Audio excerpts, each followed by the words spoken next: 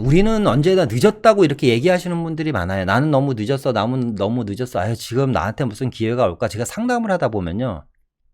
좋은 지역을 추천해드리고, 보면, 이렇게 싼 데가 있네요. 이렇게 얘기를 하세요. 야, 이게 정말 현실 가능. 근데 이게 왜 저한테까지 왔을까요? 이렇게 생각하시는 분들이, 거기서부터 안 되는 거예요.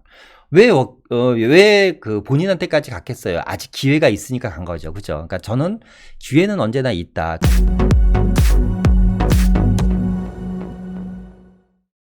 안녕하십니까. 부동산 경제학의 황현입니다. 자, 오늘의 주제는 서울시 역세권 개발 어디가 진행될까입니다. 오늘 눈이 상당히 많이 내렸잖아요. 역세권 위주로 상당히 붐볐을 것 같습니다. 그리고 귀가하시는 분들 안전귀가 하셨길 바라면서요. 자, 영상을 진행하도록 하겠습니다. 자, 앞서 말씀드렸던 것처럼 최근에 이제 화두가 되고 있는 게 서울시 역세권 개발입니다. 그래서 역세권 개발이 어느 지역이 진행될 거며 또 어떻게 진행되는지 한번 알아보는 시간 갖도록 하겠습니다. 자, 첫 번째는 뉴스로 한번 시작해 보겠습니다. 문재인 대통령께서 이제 오늘 신년사를 이제 발표를 했습니다. 여러 가지 내용들이 있었는데 저희는 이제 부동산 관련된 유튜버다 보니까 부동산 관련된 내용에 좀 포커스를 맞춰서 이야기해 보도록 하겠습니다. 일단은 주택 공급 확대에 역점을 두시겠다라는 거죠. 주택 공급 확대에 역점을 두겠다라는 거고, 이제 양도세 인하는 곤란하다. 얼마 전에 이제 이 홍남기 경제부총리가 이제 이 양도소득세에 대한 좀 완화를 시사를 한 바가 있습니다. 이틀 전인가 그런 것 같아요. 그런데 현재 이제 민주당과 정부 입장은 아직도 완곡하다. 그러니까 그런 게 이제 이런 것 같죠.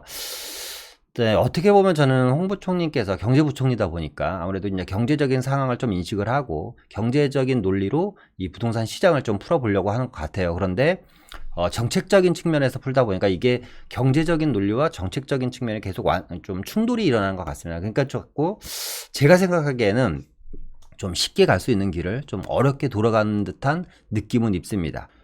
자, 문재인 대통령은요, 이날 주거 문제의 어려움으로 낙심이 큰 국민들에게 매우 송구하다라고 얘기를 하셨고요. 또 이제 주거 안정을 위해서 필요한 대책을 어떻게 하겠다? 주저하지 않겠다라고 얘기했습니다. 그러니까 좀 적극적으로 공급 대책에 좀 관여를 하겠다라는 이야기인 것 같아요.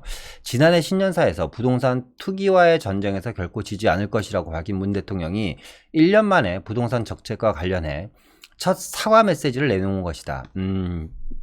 작년 신년사에서는 부동산 투기와의 전쟁에서 결코 지지 않을 것이라고 했습니다. 그리고 이제 1년이 지나서, 자, 지금의 평가는 어떨까요?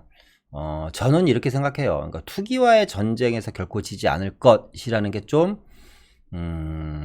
성급한 이야기지 않았나라는 생각이 듭니다. 왜냐면 2020년은 사실상 투기와의 전쟁에서 정부가 졌다라는 표현보다는 실거주자와의 전쟁에서 지지 않았나라는 생각이 들어요. 왜냐하면 2020년에 일어난 다량의 주택 구매 건수를 좀 검토를 해보면요, 거의 대부분이 실수요 위주의 시장이었거든요. 그렇죠?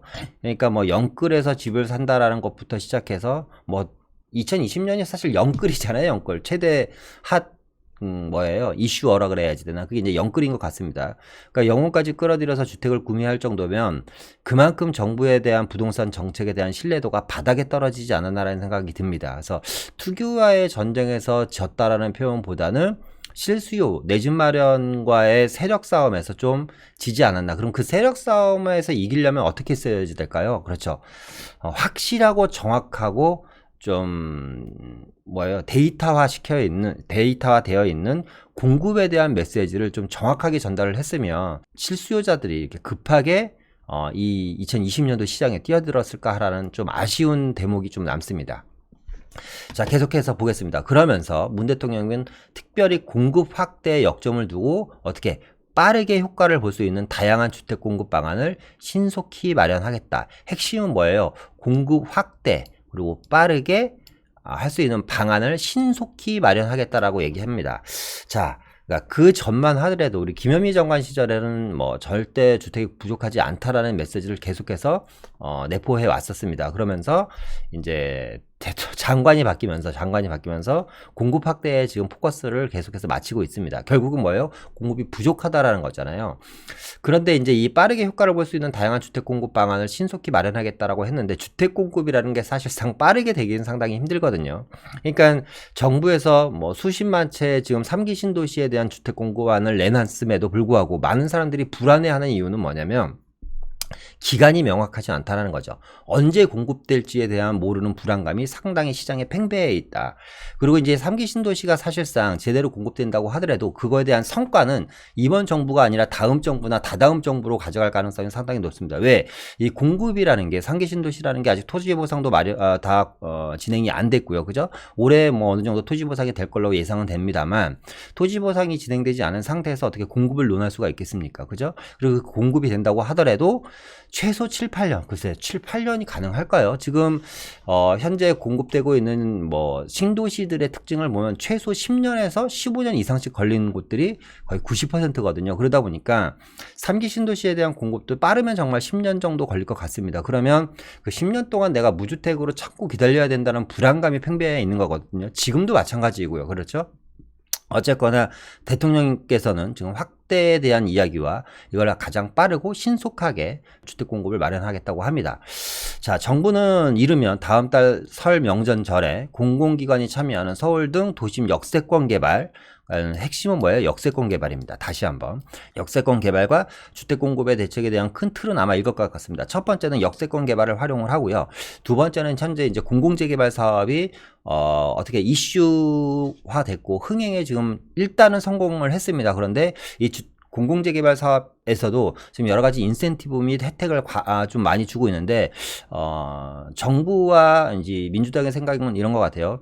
공공재개발을 좀 더 활성화시키기 위해서 인센티브를 좀 더 많이 부여하겠다. 그러면 역시 공공재개발에 대한 인기는 점점 올라갈 것 같고 그로 인해서 반대에 극부되는 건 뭐예요? 역시 주택가격 상승입니다. 어떤 주택가격? 단독 다가구 다세대 주택의 주택가격 상승은 2021년에 사실 불보듯 뻔하다. 지금 아파트 시장에서 불을 붙은 게 빌라 시장으로 넘어갔습니다. 빌라도 전세가 풍기이고 가격이 상당히 많이 올라 있고요. 특히 공공재개발이 이야기 나오는 곳, 그러니까 1차뿐만 아니라 2차 예정지까지도 이미 불을 붙어 있는 상태이기 때문에 그래요. 이게 주택 공급이라는 게 어쩔 수 없이 투기 세력이라고 그래야 되나요? 투자 세력이라고 얘기해야겠습니다. 그러니까 뭐 투기와 투자는 종이 한 장 차이고 남이 하면 투기고 내가 하면 투자이기에 저는 투자라고 얘기하겠습니다. 투자 세력이 이 시장의 자본주의 사회에서 돈을 벌기 위해서 투자 세력이 들어가는 건 너무 당연한 거다. 이걸 막을 수 있는 방법은 사실상 없다고 봅니다. 그죠? 그러니까 어떻게 일시적인 투자 세력이 들어가서 가격 상승은 인정하되 주택 공급을 최대한 빨리 5년, 10년, 15년, 20년 장기 플랜을 갖고 하면 적어도 10년 후에는 어느 정도 주택 가격이 정말 안정적이 되지 않을까. 단기적인 가격 상승은 개발 사업에서 불가피하다. 저는 이렇게 좀 생각을 하고 있습니다. 자, 정부와 여당이 구상하는 주택 공급 방안은 도심 용적률 인상을 통한 신규 주택 공급과 기존 주택 매물을 유도하는 두 가지 방안입니다. 자, 첫 번째 뭐예요? 신규 주택 공급이고요. 두 번째는 뭐예요? 기존 주택 매물. 기존 주택 매물은 유도는 사실상 세금을 줄여주지 않으면 기존 주택 매물이 나올 가능성은 상당히 낮습니다. 그러면 기존 주택 매물을 유도하는 방향 두 가지가 검토되고 있다는 건 뭐냐면 현재 양도세 인하는 검토 중이지 않고 있다라는 얘기를 했습니다만 아마 글쎄요. 빠르면 서울시장 보궐선거에 맞춰서 혹은 대선에 맞춰서 어쩌면 양도세 인하라는 카드를 꺼낼 수 있다. 저는 이렇게 봅니다. 양도세 인하라는 카드를 꺼낼 수도 있다. 지금은 아니지만 반드시 꺼낼 걸로 저는 예상이 됩니다. 자, 정리를 해보면 이렇습니다. 첫 번째는 신규 주택 공급과 기존 주택 매물 유도입니다. 그런데 앞서 말씀드렸던 것처럼 좀 쉽게 갈 수 있는 길을 어렵게 간다고 말씀을 드렸잖아요. 자, 한번 왜 쉽게 갈 수 있는 일을 어렵게 가는지 한번 보겠습니다. 자, 정부와 여당이 구상하는 주택 공급 방안은 도심의 용적률 인상입니다. 용적률 인상. 그죠? 그러니까 정부가 자체적으로 진행하는 사업에서의 용적률 인상은 너무나 당연한 겁니다. 그렇죠? 그런데 민간이 지도하는 재개발, 재건축에 대한 용적률 인상은 안 됩니다라는 겁니다. 그렇죠? 공공재개발은 용적률 인상이 되고 민간 재개발은 용적률 인상이 안 된다. 이건 사실상 저는 너무 이분법적인 생각이지 않았나라는 생각이 듭니다. 신규 주택 공급을 가장 빠르게 할 수 있는 방법은 저는 개인적으로 재개발, 재건축을 활성화시키는 겁니다. 왜? 보세요.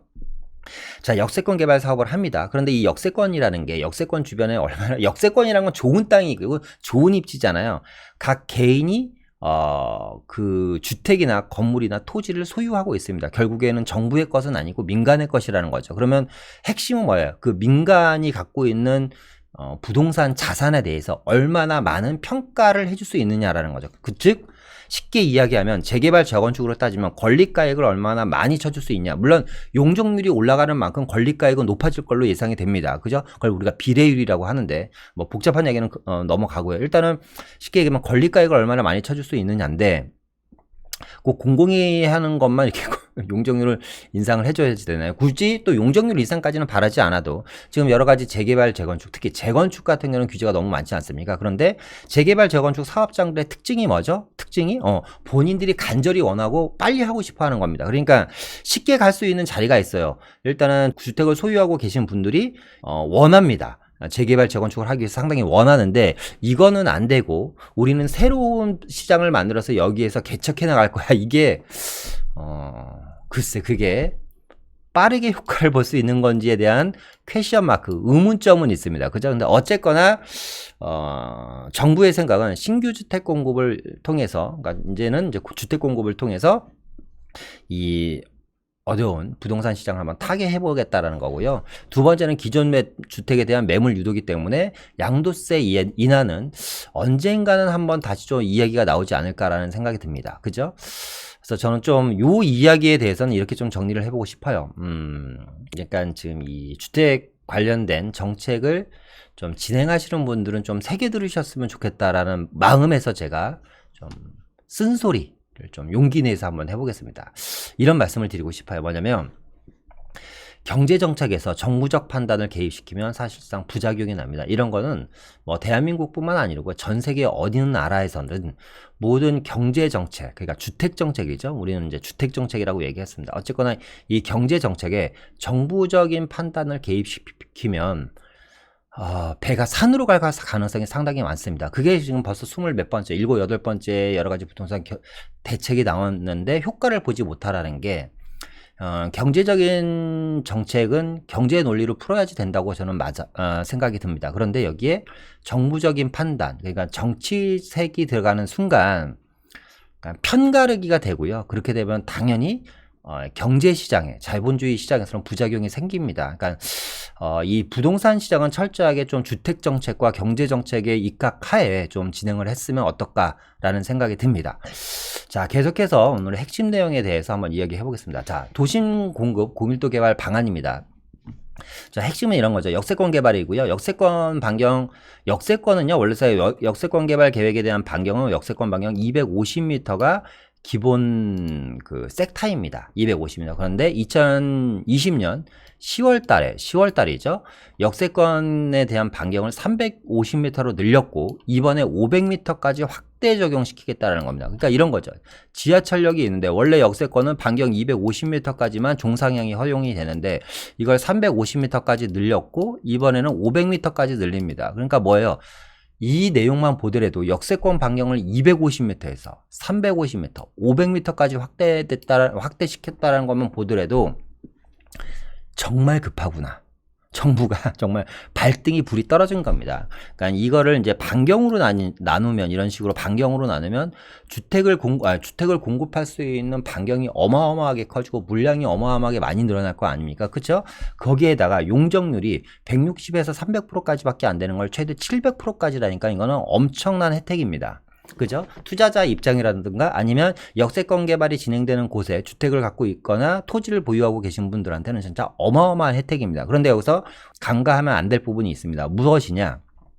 자, 이 역세권 개발에 관한 거는 이제 시초가 저는 이명박 대통령이었던 것 같아요. 그러니까 뭐 역세권에 이제 특히 이제 1인 가구들을 위한 소형 오피스텔이나 특히 공일도 개발을 통한 도시형 생활주택이라는 거 있잖아요. 그죠? 그러니까 뭐 한 12층, 14층, 뭐 15층, 16층씩 막 되는 도시형 생활주택들을 역세권의 대규모 공급이 이명박 박근혜 대통령 시절에 많이 일어났습니다. 근데 이제 문제는 뭐냐면 그게 다 1인 가구들을 위한 주택이다 보니까 정작 주택 시장에서 필요한 3, 4인 가구가 필요한 주택은 공급이 안 되고 있다라는 것과 두 번째는 과밀하죠. 그러니까 역세권에 대한 과밀화, 인구 과밀화에 의해서 역세권이 상당히 붐빈다. 그러니까 역세권이라는 지역은 어쨌거나 지금도 붐비는 지역인데 여기에 인구를 집중시키다 보면 역세권 과밀화 현상이 일어날 거고 이게 바로 양극화 시장으로 벌어질 겁니다. 그죠?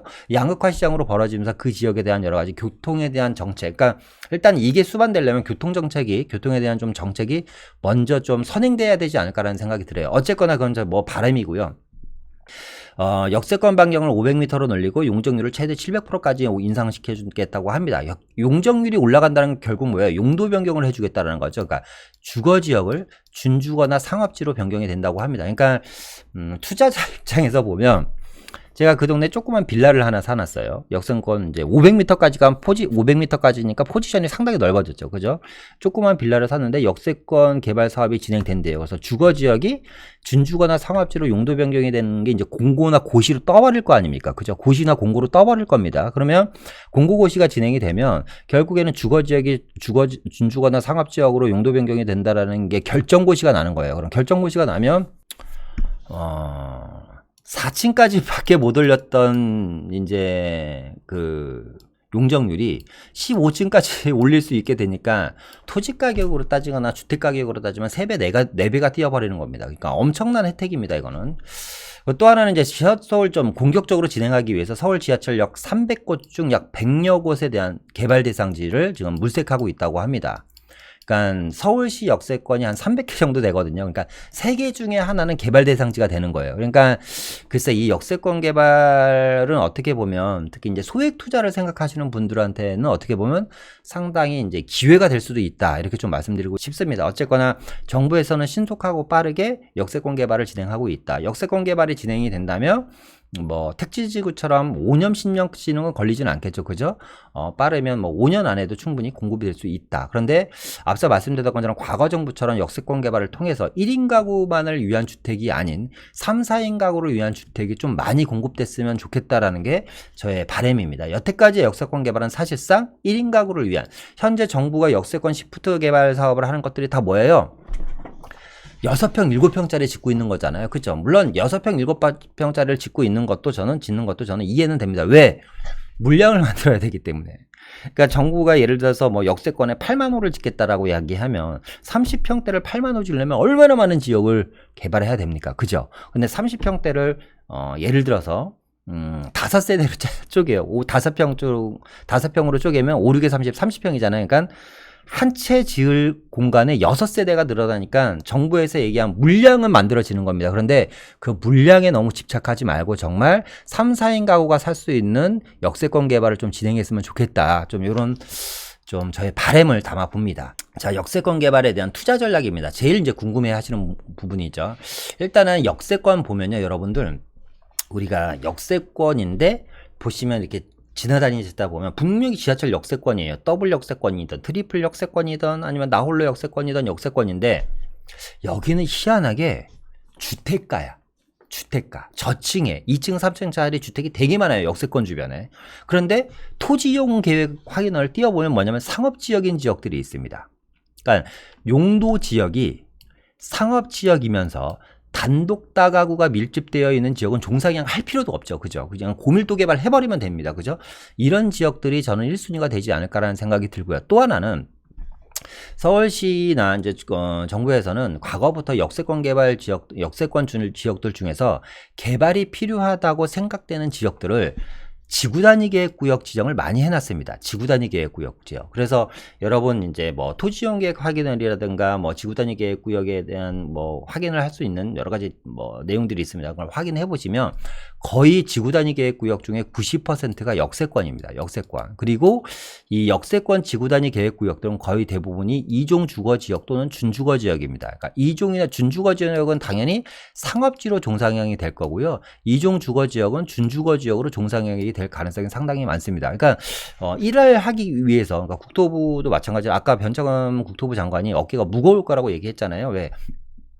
화살은 지금 국토부 장관한테 돌아갔습니다. 대통령께서 어쨌거나 신속 정확하게 주택 공급을 서울시에서 한다고 하니까, 그리고 이제 역세권 개발을 통해서 한다고 하니까, 그럼 신속 정확하게 하려면 어떻게 해야 돼? 신규 부지를 막 이렇게 찾는 것보다는 앞서 얘기한던 것처럼 이미 구역 재개발, 개발 사업을 하기 위해서 지구 단위 계획 구역을 지정해 놓은 곳들이 좀 더 한 번 더 눈길이 갈 수도 있고, 그런 지역 위주로 좀 개발 사업을 진행할 가능성이 상당히 많다. 그래서 역세권 지구 단위 계획 중심으로 여러분들이 좀 눈여겨보셨으면 좋겠고요. 제가 지금 지역 얘기를 안 합니다. 어느 지역 얘기를 쉽게 하지 못하는 게 뭐냐면, 그런 이야기를 하면 또 댓글에 막 달려요. 투기를 조장하느냐, 뭐 이런 하여튼 그런 내용 그런 댓글들이 달리기 때문에 지금 그런 부분에 대해서는 저희 쪽에 상담 신청을 하시면 제가 좀 다시 한번 알려드리도록 하겠습니다. 어쨌거나 역세권 지구 단위 계획 구역 지역들 중에서 여러분들이 한번 눈여겨보셨으면 좋겠다라는 얘기고요. 또 하나는 이제 단독 다가구보다는 소액 투자가 가능한 다세대 주택 위주로 공략하는 게 맞을 것 같다. 왜냐면 단독 다가구 역세권은요, 아무리 개발이 안 된 역세권이라도 일단 기본적으로 토지가격이 비쌉니다. 그러니까 평당 3천만 원, 4천만 원, 5천만 원은 다반사예요. 그러면 단독주택 50평짜리만 사도 4천만 원이면 20억인데 투자금이 엄청나게 크잖아요. 20억짜리 단독주택을 갖고 있으나 3억짜리 빌라를 하나 갖고 있으나 입주권 나오는 거 똑같기 때문에 가급적이면 소액 투자가 가능한 다세대 주택 위주로 공략을 하고, 역세권의 다세대 주택의 가장 큰 뭐예요? 장점은 공실이 없다라는 거죠. 공실이 없고 안정적으로 임차를 하면서 여유 있게 기다릴 수 있다는 게 상당히 장점입니다. 특히나 지금 같은 경우는 이 다세대 주택이 점점 귀한 몸이 되고 있기 때문에 앞으로 미래가치, 특히 2021년은 저는 다세대 주택에 대한 새로운 시선을 갖는 한 해가 되지 않을까라는 생각이 듭니다. 그래서 역세권 주변에 있는 말씀드렸던 것처럼 지구 단위 계획구역이라든가 좋은 상업지역이면서 다세대라든가 단독 다우가 많은 지역들을 좀 눈여겨보셨으면 좋겠다. 그리고 이건 필수입니다. 필수. 여러분 투자를 하기 위해서는요, 이 정도 노력, 그리고 돈을 벌기 위해서는 이 정도 노력을 해야 됩니다. 여러분 오늘 눈 엄청나게 많이 왔잖아요. 만약에 내일도 눈이 되게 많이 쏟아진다고 생각해 봅시다. 회사 가는 길이 산중이에요. 보통 1시간 걸리는 회사 가는 시간이 한 3시간, 4시간 걸린다고 하면 여러분 3시에, 2시에 일어나서 회사 갈 준비를 하실 거 아닙니까? 그죠? 월급을 받기 위해서 여러분들이 할 수 있는 최선을 다합니다. 그런데 투자를 한번 잘 해놓으면 월급의 수십 배에서 수백 배를 벌 수 있는 겁니다. 투자입니다. 투자. 잘 해놓으면. 그러면 적어도 매일 인터넷에 들어가서 부동산 관련된 뉴스를 확인을 하고, 부동산 관련된 좀 여러 가지 프로그램들을 눈여겨보고, 좀 책도 보고 시장 조사도 하고, 특히나 서울시나 구청의 도시계획 열람 공고를 이런 건 반드시 저는 하루도 빠지지 않고 하거든요. 그러니까 정보가 많을 수밖에 없겠죠, 그죠? 그러니까 서울시나 내가 관심 있는 구청 같은데, 용산구에 관심 있으면 내가 용산구청의 도시계획 공고나 열람을 수시로 확인하는 것도 방안이다. 왜냐면 특정한 지역에 역세권 개발을 하기 위해서 나도 모르는 사이에 예를 들어서 A라는 청량리 역세권 개발에 대한 공고 열람이 떴어요. 그러면 그걸 알고 있는 사람과 모르고 있는 사람, 알고 있는 사람은 선점해서 먼저 투자를 할 수 있는 거겠죠. 근데 모르고 있는 사람은 열람 공고가 떠서 이미 가격이 다 오른 이후에 들어갈 수밖에 없기 때문에 말씀드렸던 것처럼 서울시나 구청의 도시계획 열람 공고를 좀 수시로 확인을 하셨으면 좋겠다. 또 하나 이제 핵심은 이거면 골목상권 형성된 곳은 피하라. 무슨 얘기냐면 대표적인 데가 어디를 얘기할까요? 홍대 같은데. 홍대 역세권이라든가 이대와 홍대 사이에 이제 역세권 주변에 우리가 흔히 얘기하는 이제 먹자골목이 형성되어 있잖아요. 신사역 주변에 먹자골목이라든가 이런 지역들, 그죠? 그리고 이태원 주변에, 이태원은 경리단길부터 시작해서 이태원 먹자골목, 상당히 먹자골목들이 많잖아요. 대표적인 데가 이제 한남 1구역 같은 데잖아요. 그죠? 한남 1구역이 그 한남동 황금싸라기 같은 땅에서 왜 재개발을 포기했겠습니까? 포기한 게 아니라 안 하는 거잖아요. 2구역, 3구역, 4구역, 5구역은 노후주택까지만 1구역 같은 경우는, 한남 1구역 같은 거는 상가가 상당히 번성한 곳이고, 그러니까 쉽게 말하면 조합원들 중에서 상가 비율이 많다 보니까 이런 지역은 개발이 안 됩니다. 그죠? 그러니까 골목상권이 형성된 지역은 피했으면 좋겠다. 역시 여기도 딱 보면 알아요. 딱 보면 눈에 띄는데, 딱 눈에 이제 딱 제가 들어오는데, 제가 쉽게 말씀은 못 드리는 점 양해해 주셨으면 좋겠습니다. 그래서 정리를 해보면 용도 지역이 상업 지역이면서 단독 다가구가 밀집된 지역이라든가 역세권 지구단위 계획구역, 특히 역세권 지구단위 계획구역은 이종 주거지역이나 준주거지역으로 형성된 곳들이 많다. 이런 지역을 눈여겨보셨으면 좋겠고, 가급적이면 소액 투자가 가능한 다세대 주택, 특히 2021년은 다세대 주택에 대한 새로운 관점으로 사람들이 시선을 바라보는 한 해가 될 것 같습니다. 서울시 구청의 도시계획 열람 공고를 수시로 확인했으면 좋겠다는 것과 골목상권이 형성된 지역은 피했으면 좋겠다. 이렇게 좀 개발 투자 전략을 갖고 임하시면 소액으로도 충분히 기대치 이상의 높은 수익률을 가져갈 수 있지 않을까. 그러니까 비단 이 역세권 개발 사업은 이번 정부가 아니어도요. 어느 정부 간에 역세권 개발에 대한 끈을 놓지 못할 겁니다. 그렇기 때문에 여러분들 오늘 말씀드린 이 내용들을 좀 가슴에 잘 새기시고 적으시고 역세권 개발에 대한 좀 관심을 가지셨으면 좋겠다. 역세권 개발 지역의 가장 큰 장점은 말씀드렸던 것처럼 전세가율이 높기 때문에 소액 투자가 충분히 가능하다. 1억 미만으로도 가능하다라는 게 장점이기 때문에 꼭 흘려듣지 마시고 눈여겨보셨으면 좋겠고요. 또 도시인공급 고밀도 개발 방안 중에서 역세권 개발과 함께 더불어 나온 게 이번에 이제 중공업 지역에 대한 개발이잖아요. 역시 이 중공업 지역도 오늘 영상을 처음 부동산에 대해서 관심이 별로 없으신 분들은 중공업 지역이 뭐지? 이렇게 생각하시는 분들도 계실 텐데, 이미 중공업 지역이 어떤 지역인지를 알고 미리 투자하셔서 선점 투자하신 분들이 되게 많습니다. 지금 보시는 것은 서울시 중공업 지역의 현황도입니다. 그러니까 엄청나게 7개 자치구에 상당히 많은 물량들이 포진되어 있죠. 그러니까 지금 이 도봉구 쪽에 일부가 있고요. 그러니까 성동구 쪽에 있고, 제일 많은 곳은 어디죠? 이 서남권 지역입니다. 그래서 이제 서남권 프로젝트라고 해서 이 서남권 지역에 대한 중공업 지역을 이제 대대적으로 개발하려고 하는 이제 여러 가지 방안들이 계속해서 나오고 있죠. 대표적인 데가 이제 영등포라는 지역이고, 뭐 신도림이라는 지역이고, 가산 디지털 단지, 지벨리가 있는 이제 가산동 이쪽 주변이고요. 그리고 아래쪽이 이제 금천구 지역입니다. 일단 서울시 전체 중공업 지역 면적은요, 서울시 상업지 면적과 거의 똑같습니다. 그러니까 서울시 중공업 지역만 개발한다고 하더라도 서울시 상업지 이상의 면적을 갖고 있는 거죠. 그러니까 서울시의 땅이 모자란데 이 중공업 지역이라는 건 뭐래요? 옛날에 공장이라든가 그죠? 1층짜리 단독주택을 짓기 위해서 허가내준 땅입니다. 그런데 이 중공업 지역들의 특징이 상당히 노른자에 다 있어요. 왜? 공장이라는 걸 여러분들 생각해 보세요. 가동을 해서 물류 이동을 하려면 일단 평지여야 되겠죠.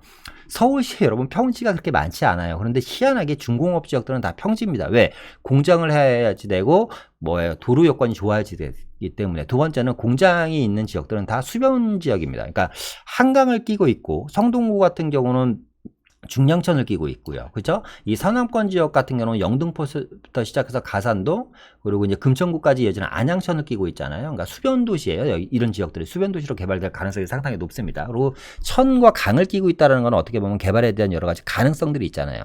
동부간선도로 지화라든가 한강변에 대한 르네상스 개발 사업이라든가 아니면 서부간선도로에 대한 지하화 사업 등이 계속해서 이제 진행되고 있기 때문에 그 외에도 여러 가지 부가적인 개발 호재들이 상당히 많습니다. 그리고 이제 중공업 지역은 아까 이제 역세권 개발과 틀리게 무조건 업무타운과 함께 공동 개발을 합니다. 그러니까 업무타운 비율이 적어도 50% 이상이 돼야지 됩니다. 그러니까 한 지역을 개발할 때 절반은 업무타운으로 개발하고 절반은 주거지역으로 개발한다는 게 중공업 지역에 대한 안이고요. 역시 용적률 상향과 용도지역 변경을 통해서 이 중공업 지역을 개발하려고 한다. 성수동 같은 경우는 너무 좋습니다. 입니다만 사실 소액 투자는 사실상 현실적으로 많이 힘들고요. 말씀드렸던 것처럼 영등포라든가 특히 지금 정부에서 이제 중점적으로 개발 사업을 최근에 아까 지구단위 계획구역 얘기했잖아요. 한마디만 드리면 서울시 도시계획 열람이라든가 각 시, 군 도시계획 열람 열어보시라 그랬잖아요. 그러니까 최근에 이제 이 가산동에 또 이제 지구단위 계획구역이 상당히 많이 지정이 됐습니다. 최근에 일어난 일입니다. 근데 그 지역에 대한 지구단위 계획 열람안을 저희가 이제 확인을 해보면 이제 주거지와 상업 업무타운 개발이거든요. 그러니까 그런 지역들 같은 경우는 특히나 소액 투자가 또 가능하다. 5천만 원 미만으로 충분히 가능하기 때문에 그런 지역들 여러분 좀 눈여겨보셨으면 좋겠고요. 역시나 어쨌거나 그런 지구단위 계획 구역들을 지정을 해서 업무타운과 아파트에 대한 재개발을 고밀도로 하겠다라는 내용들이 이제 많이 들어가 있습니다. 그런 지역들 좀 눈여겨보셨으면 좋겠습니다. 이번에는 중공업 지역에 대한 투자 전략입니다. 그러니까 업무타운 집중 지역에 투자해야지 됩니다. 중공업 지역 같은 경우도 이제 중공업 지역도 보면 아까 얘기한 것처럼 골목상권이 형성된 지역 이런데 물레동 같은데 예를 들어서 카페촌이 생기고 성수동도 일부 지역에 카페촌이 생기고 여러 가지 문화시설이 생기고 그러잖아요. 이런 지역은 사실상 현실적으로 개발되기 힘들고요.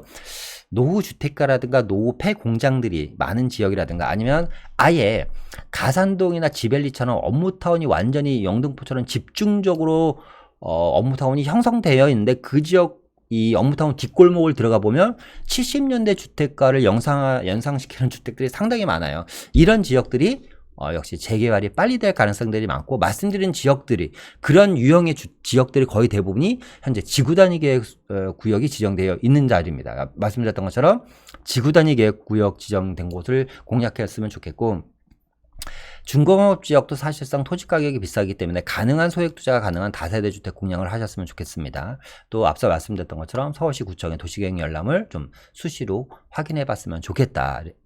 자, 계속해서 좀 이어가 보겠습니다. 이건 이제 하나의 뉴스에서 제가 좀 따온 내용인데요. 오늘자 뉴스입니다. 한 달락만 제가 캡처를 해봤습니다. 자, 변창흠 국토부 장관은 도시재생 사업의 모델로 프랑스 파리 리브 교수라든가 미국 뉴욕의 허드슨 야드라든가 일본의 롯본기 힐 등 대규모 개발 프로젝트를 제시했다. 그러니까 무슨 얘기냐면 변창흠 국토부 장관이 프랑스 파리의 리브 교수라든가 미국 뉴욕의 허드슨 야드라든가 일본의 롯본기 힐처럼 대규모 개발 프로젝트를 하겠다라는 얘기입니다. 그죠? 이런 개발 사업을 하겠다라는 얘기예요. 그래서 도시재생 연계형 정비사업이라든가 정비사업 연계형 도시재생사업 등 정비사업을 적극 반영한 도시재생사업이 적극적으로 추진될 거로 예상이 된다라고 변창흠 국토부 장관이 시사를 했는데요. 저는 사실상 이거는 너무 동상이몽이지 않나, 다른 꿈을 꾸고 있지 않나라는 생각이 듭니다. 왜 그러냐면, 자, 정부에서 얘기하는 거는 공공주도형 사업이고요. 지금 변창흠 국토부 장관이 얘기하는 거는 대규모 민간 사업입니다. 자, 대표적인 것 하나만 보겠습니다. 미국의 허드슨 야드 개발 사업 한번 잠깐 들여다보도록 하겠습니다. 자, 보시면요. 지금 여기가 허드슨 야드고요. 지금 화면상에는 안 나와 있지만 아시는 분은 아실 거예요. 이 아래쪽에 지금 허드슨 강입니다. 그러니까 우리가로 얘기하면 철도 차량 기지라는 게 있어요. 이게 보시면 용산이랑 거의 똑같지 않습니까? 용산에는 한강이 흐르는데 뉴욕에는 허드슨 강이 흐르고요. 용산에는 철도 차량 기지가 있는데 뉴욕에는 허드슨 야드라는 게 있습니다. 이 허드슨 야드를 이렇게 되어 있는 허드슨 야드를요. 절반으로 나눠서 1차 사업부지, 2차 사업부지를 개발을 합니다. 현재는 1차 사업부지만 개발을 하고 있고요. 지금 1차 사업부지를 개발하고 있는 모습이 요 모습입니다. 보시는 것처럼 기본적으로 100층이 넘는 건물부터 평균 7, 80층짜리 건물이 무려 16개 동이 들어가 있습니다. 이게 우리나라 돈으로 환산을 하면요. 총 28조 원짜리 사업이고요. 개발 기간이 무려 15년짜리 사업입니다. 2010년부터 지금 현재 개발을 하고 있습니다. 2025년까지. 그리고 지금 눈에 보이시는지 모르겠지만 요 아래쪽에 허드슨 야드 검색해보면 요게 나올 거예요. 인공산이거든요. 층수로는 저게 뭐 아파트로 따지면 한 20여 층 되지 않을까 싶습니다. 이 허드슨 야드 개발 사업으로 인해서요. 미국에서 제일 부자, 그리고 세계에서 제일 거대 도시로 지금 발돋움하고 있습니다. 총 사업비만 28조 원 사업이고요. 상당히 럭셔리한 도시를 만들어내는 사업입니다. 그러다 보니까 주택 가격은 지금 현재 세계 1위입니다. 원룸의 아파트 월세가 우리나라 돈으로 570만 원에서 약 600만 원 정도 하고요. 그리고 투베드짜리 아파트 가격들이 거의 뭐 한 100억대에서 수십억대까지 합니다. 투베드짜리 아파트 가격이 우리나라 따지면 얘는 맨션이라고 하죠. 그죠? 자, 무슨 말씀을 드리고 싶냐면 변창흠 내정자는 지금 이렇게 거대한 도시재생 사업을 하고 싶어 하십니다. 그런데 이런 도시재생 사업에 우리는 여기에다 공공이라는 게 들어가고요. 개발 이익은 환수를 하려고 합니다. 그리고 여기에 누구나 여러분들이 편하게 살 수 있는 임대 아파트를 집어넣으려고 합니다. 과연 이게 경제의 논리에 맞을까요? 28조짜리 어마어마한 사업을 10몇 년에 걸쳐서 이건 누가 하는 거예요? 민간 투자가 하는 겁니다. 세계의 각 부동산 디벨로퍼들이 수십억에서 수천억을 투자해갖고 개발을 하는 건데 과연 이 비싼 황금싸라기 땅에다가 그리고 조망권도 기가 막힌 보시는 것처럼 이 지역도 용산이랑 똑같아요. 상당히 저층의 오래된 건물 환경이 지금 형성되어 있잖아요. 그런데 이런 지역에 이런 야적장을, 그죠? 야적장을 지금 어떻게 이렇게 고밀도 개발을 하는 겁니다.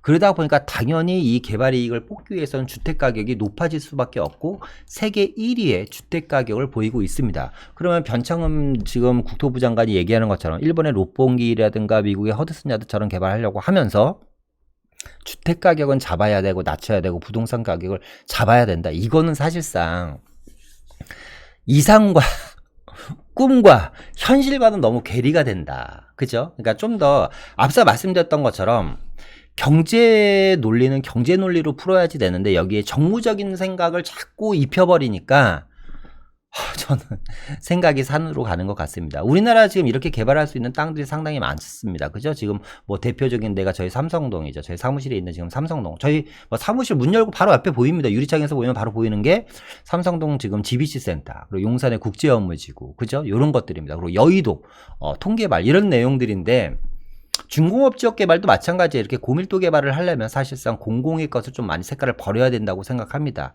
그러니까 그런 게 좀 사실상 저는 너무 많이 아쉬운 점이 있습니다. 그래서 어쨌거나 우리 국토부 장관께서 지금 생각하시는 것처럼 프랑스 파리라든가 미국의 뉴욕이라든가 일본의 롯봉길 같은 이런 대규모의 복합 업무타운을 개발했으면 좋겠다. 저도 여기에 지금 아파트가 약 한 4,000세대 1차로 들어갔다고 합니다.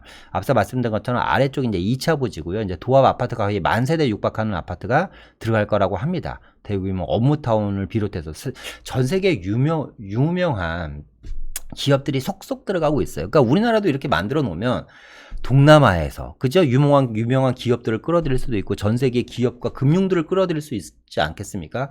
그러면서 서울 도시의 경쟁력이 커지고 그리고 일자리가 창출되고 당연히 그걸로 인한 부작용도 있겠죠. 그 지역의 부동산 가격은 크게 상승을 할 겁니다. 그죠? 어쩔 수 없는 거예요. 근데 이 부동산 가격에 대한 상승 때문에 저희는 놓치는 게 너무 많다. 그러면 미국에서 이 허드슨 야드 자리에 임대 아파트를 한 3만 세대 지었다고 가정을 해봅시다.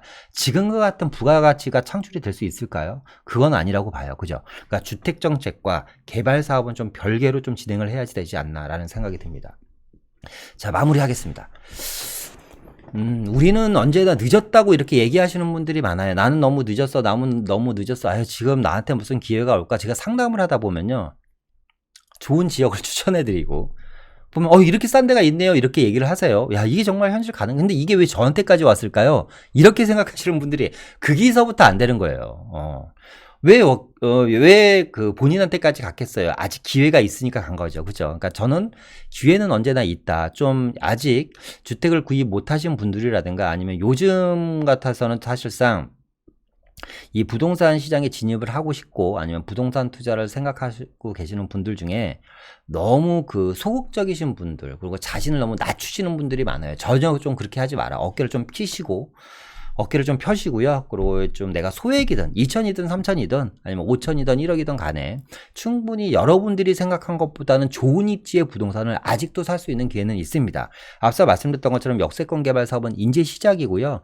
역세권 개발 사업 지역들 중에서도 지하철 300군데 중에서 100군데를 검토하고 있다고 하니까 3군데 중에 하나는 지금 역세권 개발 사업을 진행하려고 하는 거잖아요. 그리고 어느 정도 아웃라인은 다 나왔습니다. 앞서 말씀드렸던 것처럼 지금 정부나 국토부에서 지금 진행하려고 하는 지역들이 주거지역이거나 상업지역이거나 주거지역으로 형성된 지역이라든가 지구단위계획구역 지역 위주로 지금 검토를 할 것 같아요. 저희가 봤을 때는. 그렇기 때문에 여러분들 좀 용기를 내시고요. 좀 과감하게 시장의 문을 들여놔서요. 투자를 하고 안 하시고는 두 번째 문제인 것 같고요. 내가 일단 여기에 관심을 가져야 된다. 모든 첫걸음은 관심입니다.